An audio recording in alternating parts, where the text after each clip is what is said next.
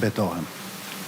Asim Vokshi priti 2 muaj për të vendosur dorën në kushtetut me betimin se do t'i shërbejë asaj si gjyqtari kushtetueses për 9 vitet e ardhshme. Ish gjyqtari gjykatës së lartë pason në këtë detyrë Holta Zaçaj, gjyqtares me detyrë kryetare që mandati përfundoi në mars. Në ditën e parë të detyrës dhe ende pa hyrë në institucionin që për 9 vite do të mbaj petkun e gjyqtarit kushtetues, Asim Vokshi dha këtë premtim. Zbatimi i Kushtetutës Republikë Bërë.